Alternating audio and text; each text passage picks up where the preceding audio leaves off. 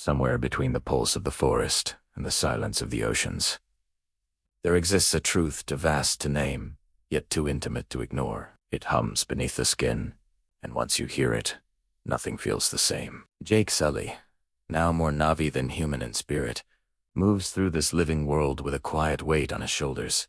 Years have passed since the battles that reshaped Pandora, but peace is fragile, and it has its own kind of tension. The rainforest glows under an eternal bioluminescent twilight, each leaf and tendril a silent witness. Two memories too heavy to speak aloud. Natori walks beside him, her eyes carrying both sorrow and the echo of survival.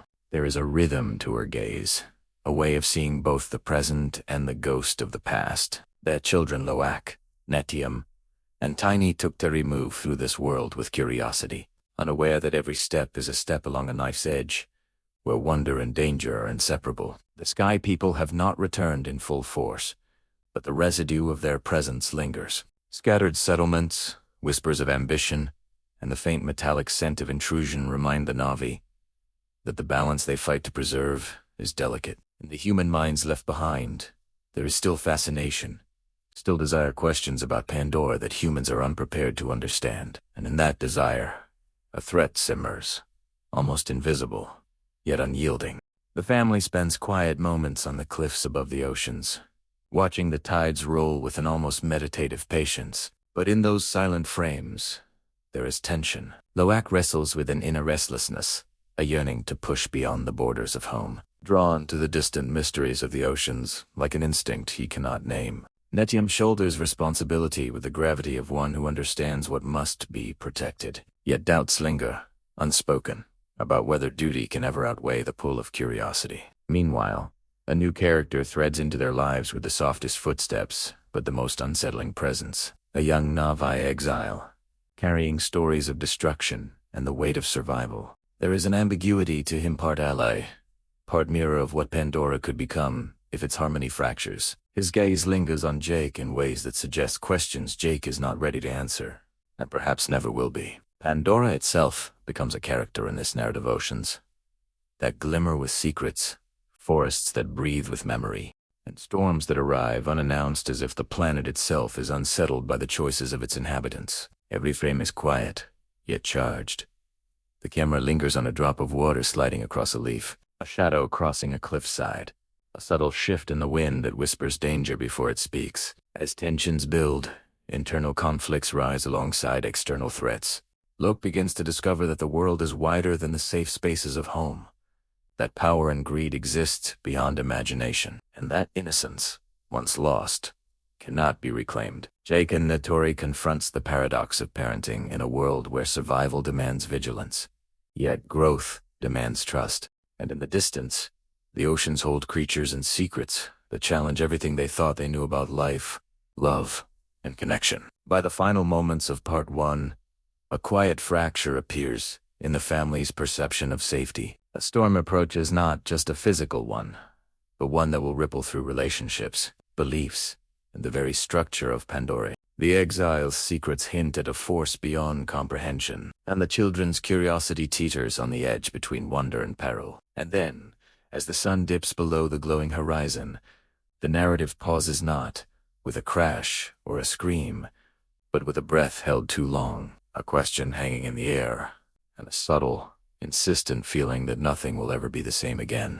The storm arrives not with warning, but with inevitability. Clouds twist over Pandora's oceans like restless spirits, and even the normally serene bioluminescent forests shiver under its approach. For Jake and Natori, it is not just a tempest of wind and water, they feel it in the marrow of their being, as if the planet itself is calling them to confront truths long buried. Loak, drawn by the ocean's edge, finds himself face to face with creatures both wondrous and terrifying. Their presence is a mirror, reflecting his deepest fears and his unspoken desire to break free from the safety of home. In these encounters, he begins to understand that courage is not the absence of fear, but the willingness to face the unknown while carrying it within oneself. Netium, meanwhile, struggles with leadership and the weight of expectation. His sense of duty clashes with an awareness that control is an illusion, that the oceans, tides, like life itself, cannot be tamed. The The subtle cracks in his confidence grow into moments of quiet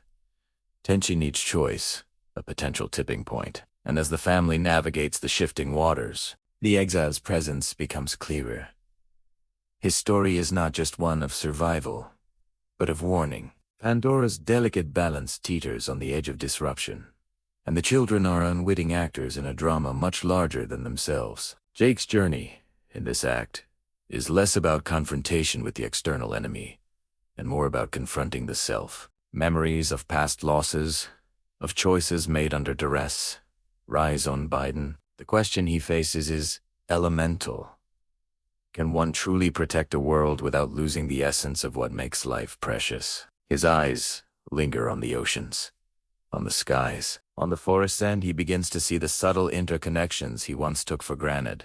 Every decision is a negotiation between love, responsibility, and the wild unpredictability of life. The midpoint shift arrives with quiet, almost imperceptible force. The exile's secret reveals a truth that reframes everything. The threat is not merely human intrusion, but a fundamental imbalance that has been growing beneath Pandora's surface. It is a reminder that even in a world built on connection and reverence, disruption can occur silently, reshaping destinies before anyone notices. The revelation strikes the family with a mix of fear and clarity. Pandora's magic, its living energy, is not infinite, responds, adapts, and sometimes withdraws when harmony is broken. As the narrative tension crescendos, relationships are tested in ways that are both intimate and epic. Loak confronts the consequences of curiosity unchecked. Nedium grapples with the burden of protection, and Jake and Naturi must reconcile the paradox of love and leadership.